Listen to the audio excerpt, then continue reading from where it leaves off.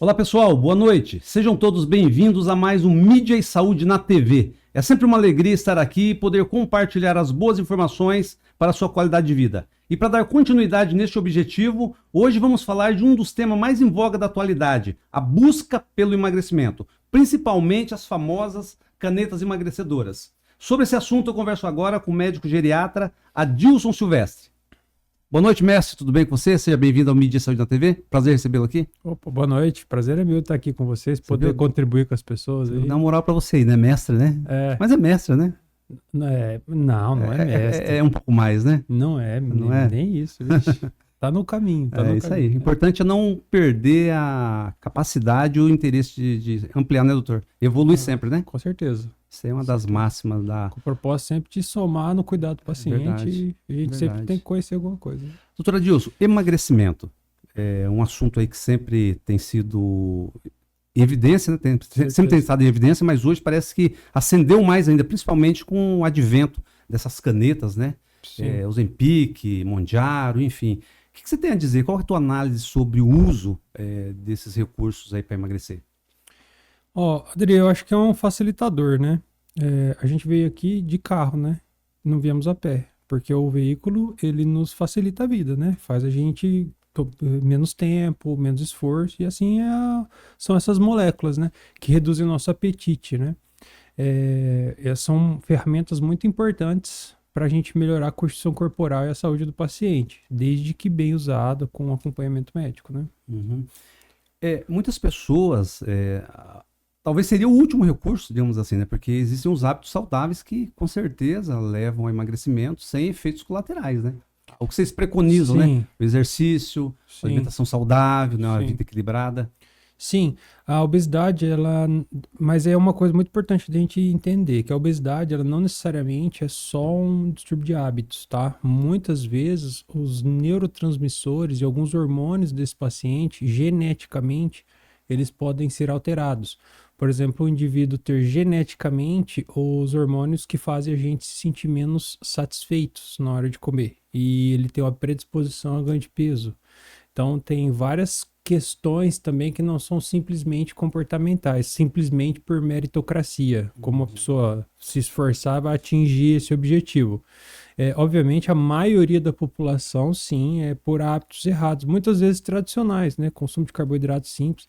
Fala que a gente tem uma pandemia de consumo de carboidratos simples, né? Que é farinha branca, açúcar, consumo exagerado de álcool, tudo isso, o sedentarismo, né, também, tudo isso atrapalha, né, na perda de peso dos pacientes. Seriam os grandes vilões aí no contexto da... Com certeza. E o estresse também, eu colocaria nisso, né, o mundo, a gente estava até conversando aqui antes da gravação sobre correria. Sim. Eu acho que não há ninguém que não tá correndo, né, eu acho que tá todo mundo na correria, porque quem não corre é atropelado pela manada, né, então a gente tem... Mas qual que é o mecanismo funcional no organismo? O que acontece? Qual que é a contribuição para ganhar peso?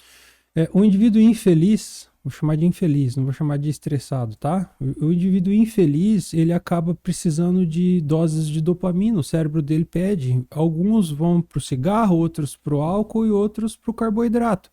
Então, quem nunca ouviu falar que uma pessoa quando fica ansiosa começa a consumir mais doces. Então, um dos mecanismos é esse. A elevação do cortisol também atrapalha no metabolismo da insulina. Então, quando a gente está com o cortisol elevado, a gente tende a reter mais líquidos, a gente atrapalha a função da insulina, podendo predispor a gente a armazenar mais energia em forma de gordura. Então, o vilão é o famoso hormônio do estresse, né? Entendi. Que é o cortisol. Voltando um pouquinho, você falou de neurotransmissores, que pode haver uma deficiência, algumas pessoas têm essa propensão a ter uma deficiência, daí tem que ser corrigido isso aí, tem que ser tratado? Sim, a caneta, você sabe como funcionam as canetinhas? Não. Eu vou explicar. Quando a gente está se alimentando, sabe quando você vai naquela churrascão, que você come e passa do ponto? Quando você estica a parede do intestino, quando ela fica bem esticadinha, cheio de alimento, quando você come mais, passa do ponto que você empurra o prato. Sabe quando você empurra o prato e fala, não aguento mais comer? Quem faz essa sinalização para você se sentir dessa forma é um hormônio que é liberado no intestino delgado. Quando ele estica a parede, cheio de alimento, vai lá no cérebro, no centro da saciedade, ele altera alguns hormônios como a leptina e a grelina e fala: ô jovem, você precisa parar de comer que já tá bom já. O remédio, o GLP-1, é esse hormônio, tá? Então, o hormônio dá a sensação para o paciente que ele já tá cheio, 24 horas por dia. Então, você tem aquela sensação que você comeu demais, sem fome, inibe o centro da fome. E aí você não se alimenta. Só que aí tem um problema. Se o indivíduo usa a caneta para emagrecer ele, eu vou usar tirzepatida, que é o composto ativo do Mounjaro. Vou usar a tirzepatida e vou inibir minha fome e não vou comer. Vai perder peso? Vai. De maneira saudável? Depende. Se ele atrelar o uso dessa caneta a uma dieta de nutricionista, se ele usar a molécula para aprender a melhorar o estilo de vida, se ele conseguir fazer isso, porque isso auxilia ele a ele conseguir fazer uma dieta restritiva, a ele fazer uma dieta, às vezes, tirando carboidrato. A molécula, ela é um auxiliador para a pessoa melhorar seus hábitos. Se ele simplesmente toma a molécula e para de comer, ele não emagrece, ele desnutre, o que são coisas diferentes. Emagrecimento tem um jeito, tem uma quantidade de quilos que são saudáveis de se perder, e já quando você simplesmente para de comer, há uma desnutrição de vitaminas e outras coisas. O princípio ativo do Mounjaro, do Wegovy e do Ozempic são os mesmos, não? Não. O Ozempic e o Wegovy são os mesmos e é da mesma empresa, da Novo Nordisk, tá? É o semaglutida, ele só é GLP-1. É só essa molécula que eu expliquei a sinalização que faz. A tirzepatida, que é o ativo do Mounjaro, ele tem GLP-1 também, só que também tem a GIP, que é outra molécula que favorece perda de gordura visceral, como esteatose, né? Famosa. Quase todo mundo faz ultrassom de abdômen. Tô com gordura no fígado. É quase uma pandemia de gordura no fígado, né? Então, são moléculas que auxiliam nisso. Entendi. Doutora Dilson, pessoas que fazem uso do Mounjaro, por exemplo, dizem que sentem um bem-estar, a diabetes abaixou e outros problemas relacionados. Minha pergunta é o seguinte: existe algum elemento no medicamento que promove essa sensação ou é a perda de peso? Isso é uma excelente pergunta. Ó, a gente tem tido estudos mostrando benefício de tirzepatida na apneia obstrutiva do sono. Existe benefício na artrite. Benefício em um monte de coisa que parece que não tem nada a ver com a medicação. Porque não é a medicação mesmo. Tudo isso é benefício secundário do emagrecimento. Se o indivíduo conseguisse melhorar os hábitos e perder peso por si, só numa dieta e atividade física, ele também sentiria esses benefícios. Mas estão atrelando ao uso da medicação. Só que eu vejo isso de uma maneira não diretamente, né? A molécula é sensacional para perder peso. A perda de peso tem 1000 benefícios. Então, é basicamente isso. Pessoal, lembrando que o Dr. Adilson é médico geriatra, e sempre quando se fala em geriatria, a associação é com pessoas idosas, né? Mas esse conceito tem que ser elevado, porque para começar a se cuidar, não tem que esperar envelhecendo, doutor. Aliás, a prevenção, acho que um dos motes aí da prevenção é começar previamente, né? Pode até ser repetitivo isso. É verdade. A gente fala que eu tenho 3 modus operantes. O primeiro é dos 40 aos 60, que é quando a gente começa a envelhecer, né? Aí eu falo que o geriatra é o freio da ladeira, que quando a gente começa a descer a ladeira é perto dos 40, né? 40 talvez seja o ápice de desempenho cognitivo, mental e físico, aí você começa a descer. Aí ali é o freio da ladeira. Então, a ideia do geriatra é reduzir o envelhecimento. Uma das ferramentas que a gente usa quando o paciente está obeso é reduzir o peso dele, porque isso reduz o risco cardiovascular, reduz o risco de doenças como câncer, que a gordura é inflamatória e pode predispor a câncer, por exemplo. Aí dos 40 aos 60 é o restaurador de... Desculpa, dos 60 aos 80 é o restaurador de relíquia, que daí a gente... tá vendo? Metáfora. E o último... E acima de 80 é o modo tesouro ativado, né? Que daí é a gente cuidar mais de qualidade de vida, né? O muito idoso, né? Depois dos 85 anos. Mas dos 40 aos 60, eu fui buscar fazer pós-graduação em nutrologia justamente para entender como que eu poderia ajudar esse paciente a desenvolver um projeto dele com uma velhice melhor. Parte disso é o emagrecimento, né? Bom peso ajuda na articulação, não sobrecarrega, então reduz riscos de artrose no futuro. Enfim, são vários os benefícios quando o paciente está acima do peso, próximo da quarta, quinta década, a gente emagrecer ele, tá? Bom, é mais comprovado que a obesidade é uma desordem multifatorial, Certeza. né? Mas o que você avalia? Digamos aí, os principais fatores. Coloque aí o primeiro, o segundo e terceiro fator. O que você considera? Legal. Eu associo muito à modernidade, inclusive foi meu TCC da minha pós-graduação em nutrologia, foi sobre isso, a modernidade versus obesidade, qual a relação entre elas. Então são vários os mecanismos que aconteceram. Tem uma foto interessante, 1929 de Nova York, que não tem obeso, nenhum, todo mundo magro na cidade, andando. Então o que aconteceu de lá para cá? Duas coisas que vendem muito. Primeiro, a indústria alimentar, cada vez veio buscando a palatabilidade. Então, a empresa precisa ter lucros. Então, ela precisa te dar palatabilidade. O que é palatabilidade? É enriquecer o alimento de sabor. Então, para que ele venda mais. Então, quanto mais açúcar, mais gordura o alimento tem, mais o cérebro acha que é bom para o nosso organismo. Porque o cérebro quer um alimento energético. Ele quer que te dê energia, certo? O problema é que nós trabalhamos agora sentado. Então a gente consome algo muito, muito calórico, o nosso cérebro busca esses alimentos e a gente trabalha de uma maneira sem gastar energia. E isso vai acumular energia e a gente acumula no tecido gorduroso. Outra questão é que cada vez mais o mercado moderno, ele vende comodidade. Quanto menos esforço você faz, você tem um produto melhor. Exemplo. Antigamente, seu pai e sua mãe, para fazer um frango, ele tinha que ir lá no galinheiro, pegar o frango, depenar o frango. Olha o tanto de energia que você gastava para fazer um almoço. Exercício físico. Hoje, meu irmão, você vai ali no buffet, olha, isso ainda é uma coisa não muito moderna. Agora, hoje você pega com o clique do seu celular, chega uma comida super calórica na sua casa, sem zero esforço.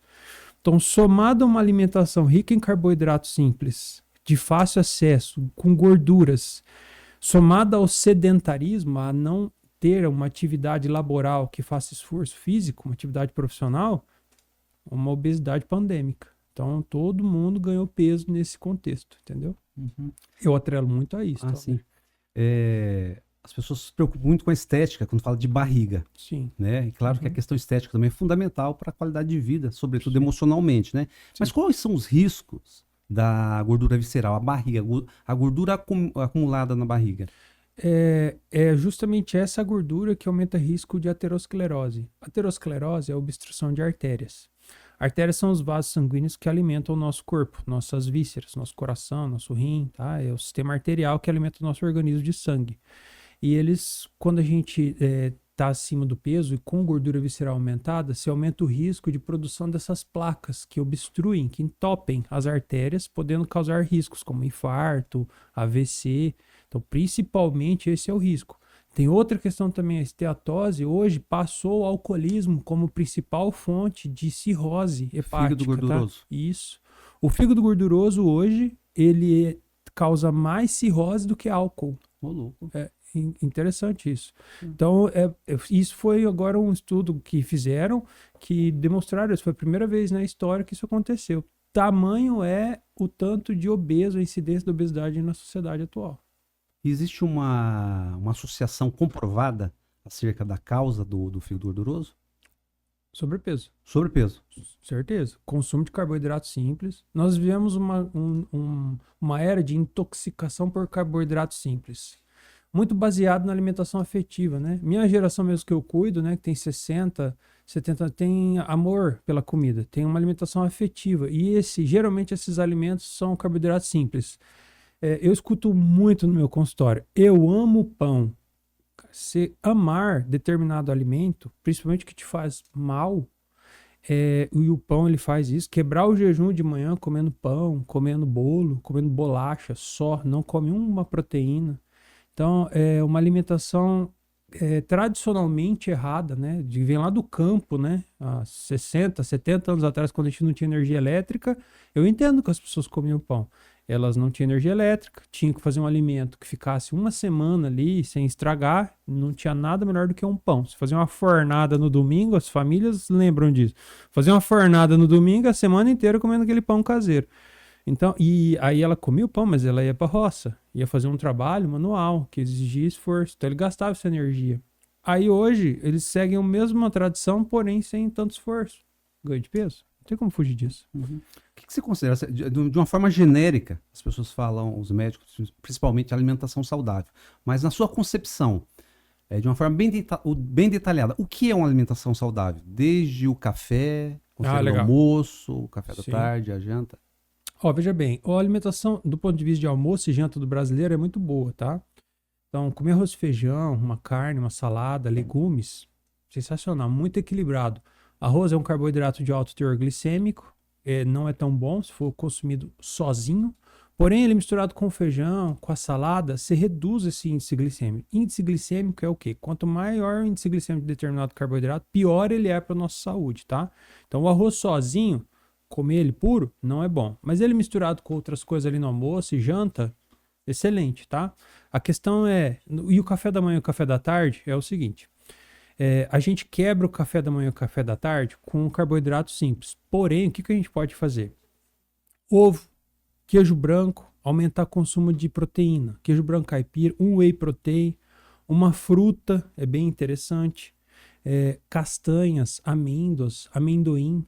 São formas de quebrar jejum, desde o jejum e o café da tarde, que a gente tem em duas dietas que comprovadamente aumentam a nossa expectativa de vida, que é a dieta DASH, que é uma dieta americana, tá? Que aumenta o tempo de vida das pessoas, reduz riscos de doenças, e a dieta do Mediterrâneo, que é uma dieta que é bem típica da região do Mediterrâneo, ali da Espanha, Itália, Grécia, que são dietas muito boas para nós, tá? Que tem pouco consumo de carboidratos ruins, basicamente. Isso que você falou, de uma forma traduzindo, significa que, por exemplo, você colocar um ovo junto ao pão, essa associação reduz o efeito nocivo do carboidrato? Seria mais ou menos isso? Sim, mas eu prefiro abonar o pão, tá? A gente tira ele totalmente, tirar tá? totalmente. Se você conseguir usar de carboidrato de manhã uma fruta, com certeza é melhor. Não tenha dúvidas disso. Uma fruta junto com um ovo, ou não frito, né? Óbvio. Um ovo mexido, ou um ovo cozido, um queijo branco caipira e os gorduras boas para te dar energia. Então, castanha, amêndoa, amendoim, numa quantidade também não muito grande, porque são calóricos, né? Mas isso seria talvez o café da manhã ideal. Da mesma forma as frutas, né? Porque se você usar de uma forma indiscriminada, sem critério, porque a fruta tem a frutose. Sim. Né? Então, se, por exemplo, muita laranja, a concentração pode ser extremamente prejudicial à saúde. Sim, tem 3 frutas que são piores, tá? O diabético deve até evitar essas frutas. O restante da população usar com cautela, mas banana, que é a queridinha, quase todo mundo come banana, manga e uva, tá? Então são as 3 frutas com pior índice glicêmico, são as que mais dão pico de açúcar no sangue quando a gente se alimenta, tá? Então se a gente usar com ressalva, ok, mas por exemplo, o diabético eu falo, essas frutas não se deve se alimentar, porque toda fruta, tem frutas melhores, por exemplo, maçã, pera, kiwi, morango, são frutas com índice glicêmico menor que são mais saudáveis pra gente. Você comentou sobre o estresse, daí eu vou inserir uma pergunta aqui. A questão emocional tem relação com o aumento da glicose, diabetes? Sim, veja bem, não existe diabetes emocional, tá? O que acontece é o seguinte, quando o paciente já tem um distúrbio metabólico, ele já está acontecendo ali uma resistência periférica à ação da insulina, que é o pré-diabetes, vamos por assim, ou já tem uma diabetes, e quando ele passa por algum período turbulento da vida, por qualquer motivo, pode ser dor, pode ser uma perda, pode ser N coisas, exatamente, parte financeira. Quando ele passa por um momento desse, aí ele pode, o cortisol atrapalhar a ação da insulina mais ainda, e aí ele tem um aumento da glicemia, dos níveis de açúcar do sangue. Agora, uma pessoa que não é diabética, não é pré-diabética, isso não vai existir uma diabetes emocional nesse sentido. Entende? Ou seja, o fator emocional isoladamente não provoca diabetes. Não, isoladamente. Não cria. Ele já tem que ter um problema metabólico para alterar isso.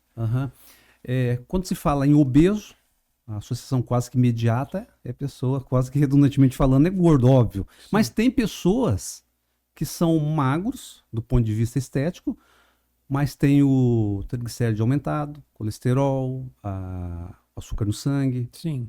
São os falsos magros, na verdade, né? Sim.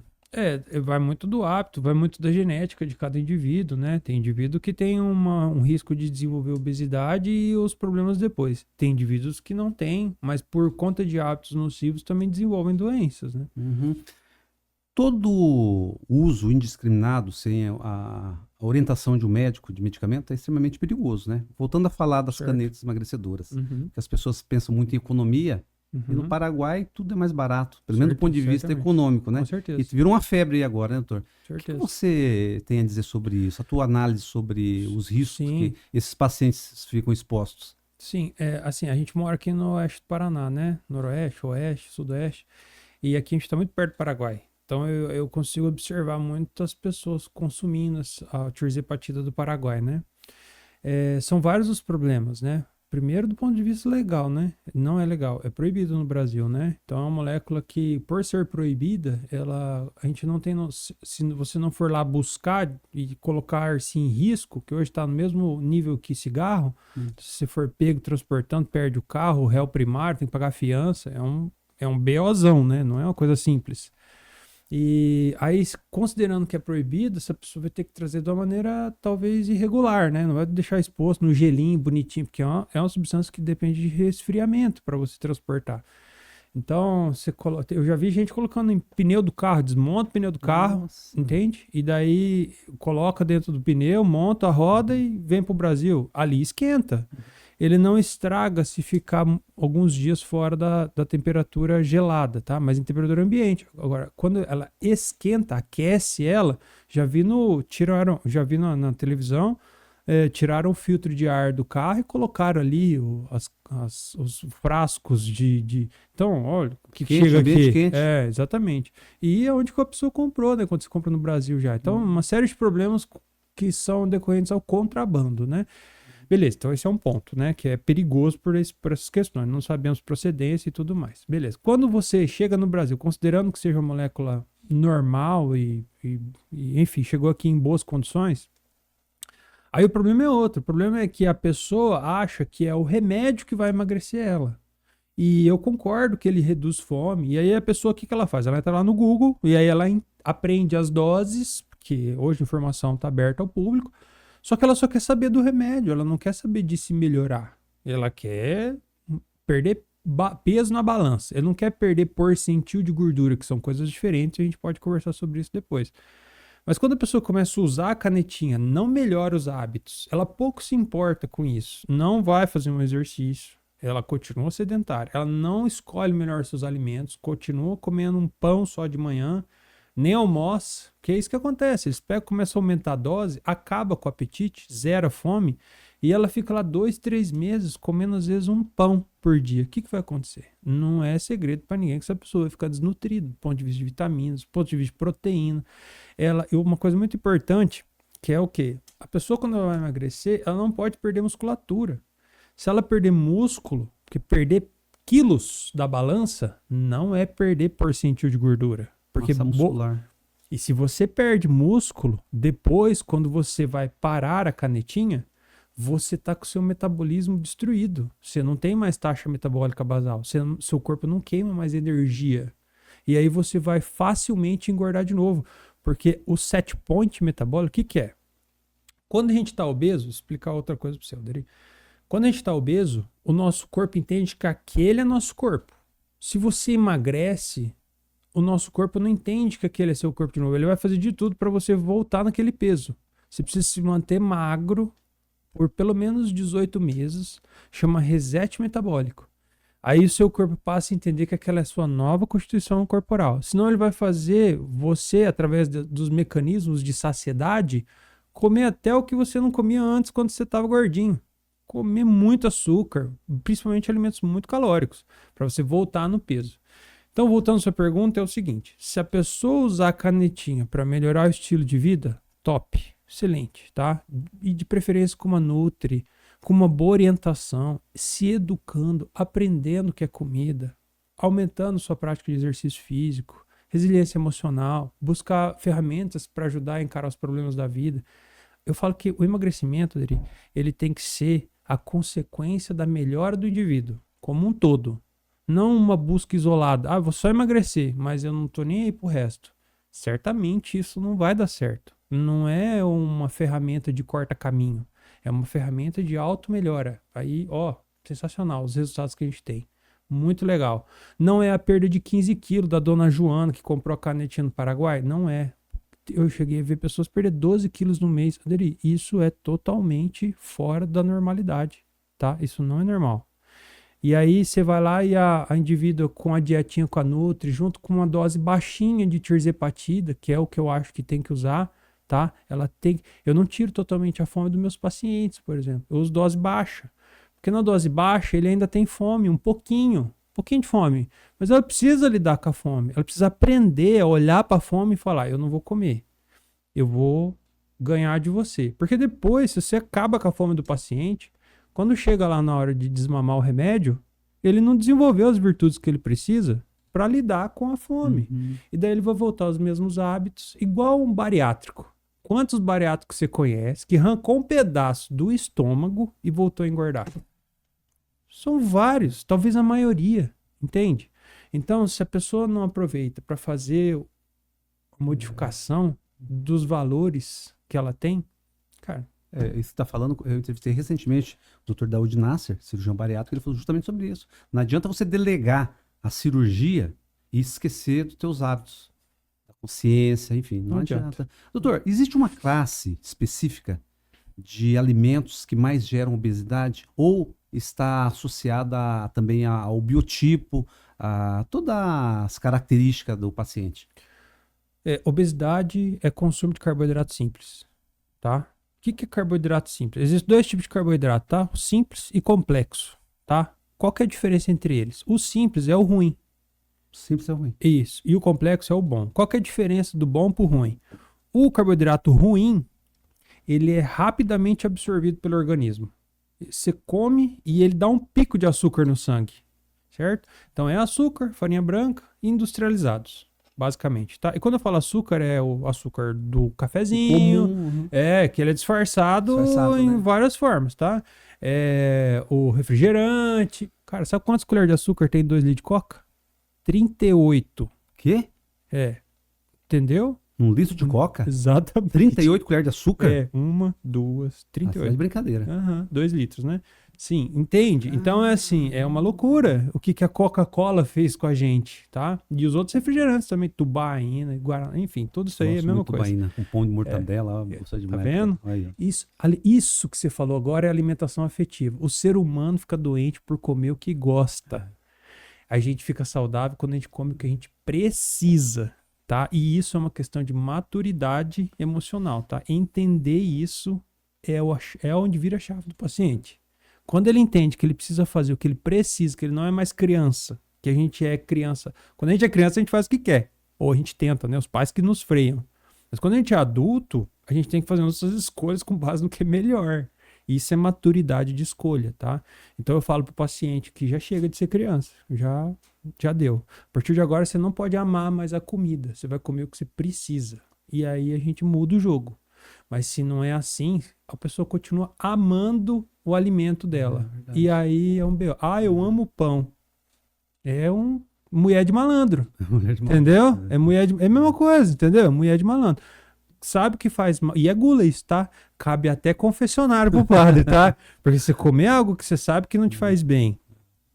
E você sabe que não faz bem pro seu corpo e te machuca, o nome disso é gula e na Bíblia tá escrito. Isso é um pecado cabível de... um dos pecados. E é isso, tá? Doutor, essas canetas emagrecedoras, elas têm um efeito meramente físico ou nível cerebral? Como que é? As duas coisas. As duas coisas? Isso. É uma incretina intestinal, tá? É um hormônio liberado pelo intestino. Então ela faz duas coisas. No intestino, no trato gastrointestinal, o que ela faz? Ela reduz a velocidade do trânsito do alimento. Então, basicamente é assim, ó, quando você almoça sem o remédio, a comida fica no estômago por 2, 3 horas. E depois ela vai embora pro intestino. Ela chama, tem uma coisa que chama tempo de esvaziamento gástrico, que é Quando você come, fecha uma válvula antes do estômago, que é a do esôfago, e uma válvula no duodeno, que vai para o intestino fino. E ali sofre a ação do suco gástrico, que é aquela fase que a gente fica depois do almoço, cheio, tá?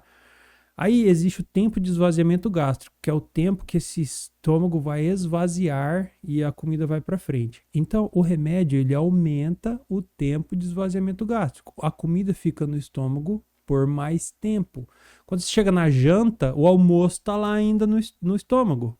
E daí você come uma, duas, três e, nossa, tô cheio.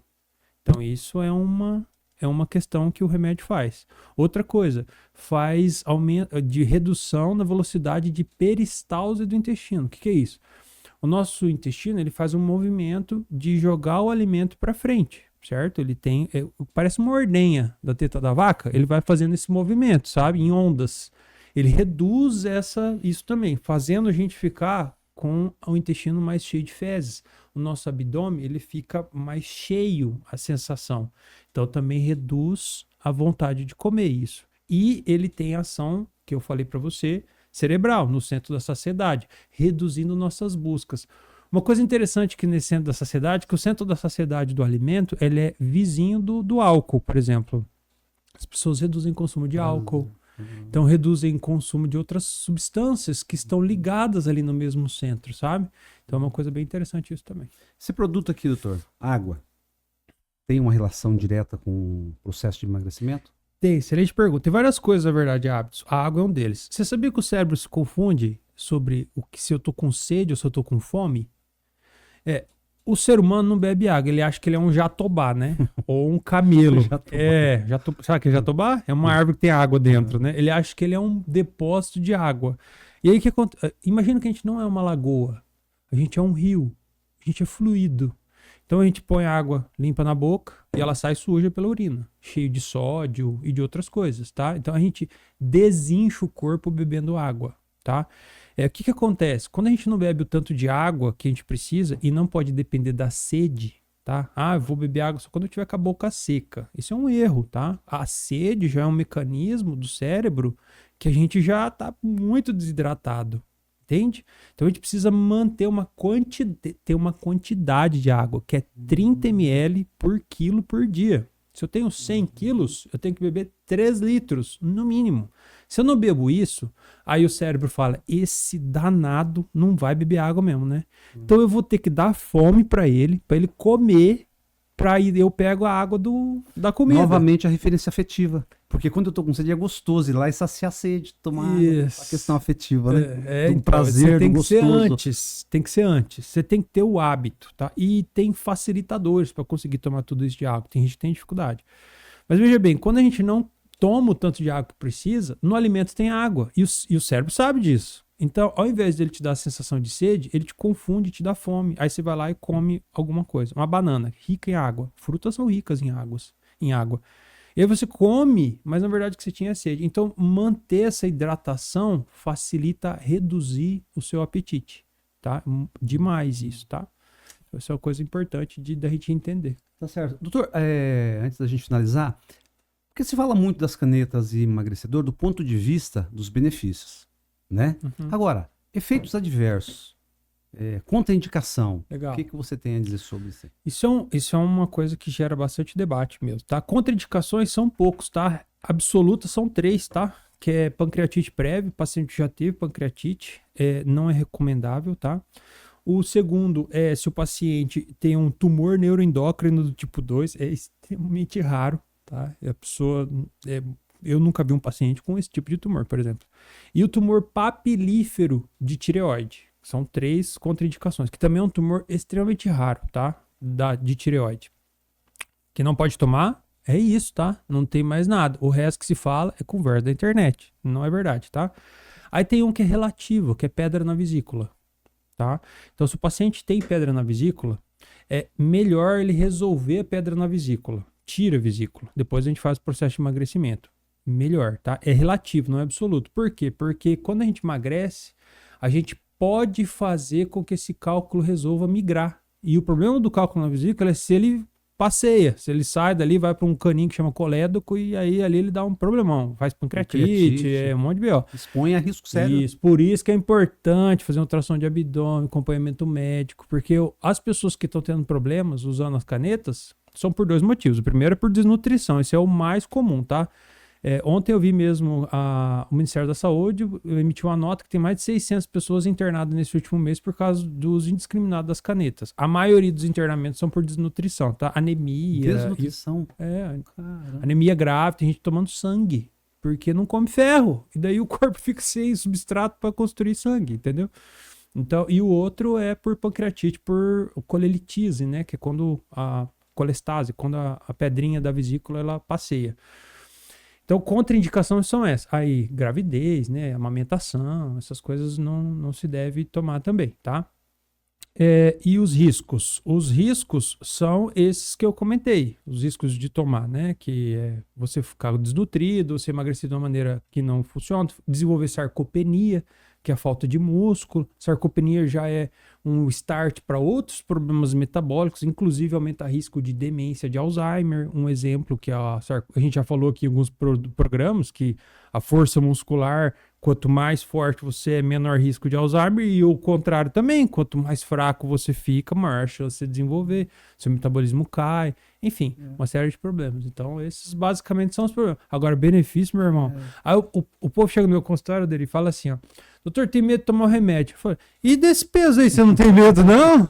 Esse peso que você tá aí, que você devia ter medo. É o contrário, entendeu? É isso aí que a gente tem que mudar. Não, e a grande questão é o seguinte, seja qual for o medicamento, tomar a sua prescrição médica, orientação médica. Certo. Por mais simples que seja o medicamento, ninguém está credenciado a se automedicar. Sim. É o que vai expor ou não os benefícios ou malefícios. Exatamente. Inclusive, Aderi, ó, o que eu faço lá no meu consultório? Eu tenho um plano de acompanhamento para os pacientes que querem emagrecer com ou sem medicação.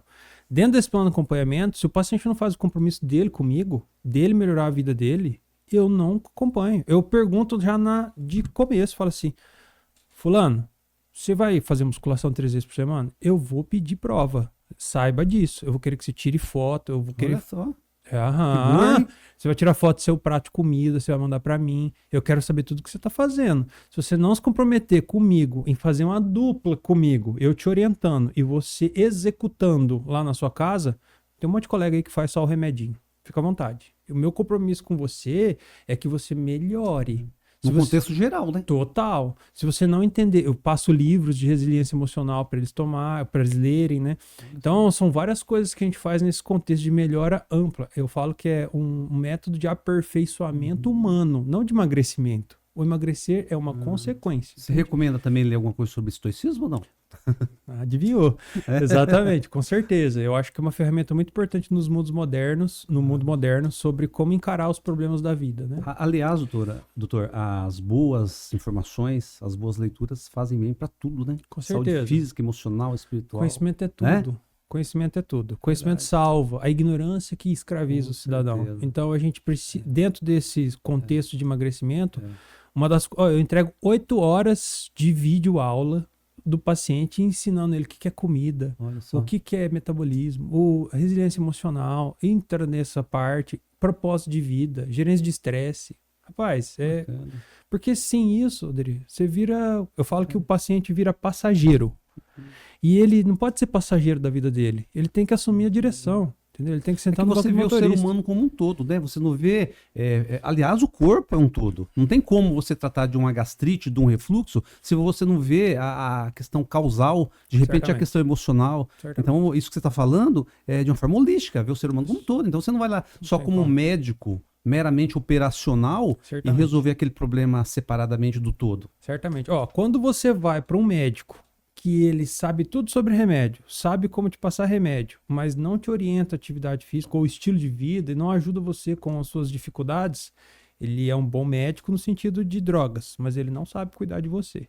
Então procure alguém que faça isso, porque certamente é esse que vai mudar a sua vida. E isso a gente leva para todos os segmentos da vida, doutor. Certamente, né? Exatamente. Doutor, foi muito bom nosso papo, já terminou, tá?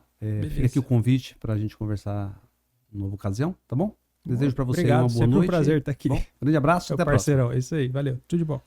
Pessoal, Mídia e Saúde na TV está terminando por aqui, mas nos encontramos na próxima quarta. Não deixem de acessar nossas redes sociais e se inscrever no canal Mídia e Saúde na TV. Um forte abraço, até lá.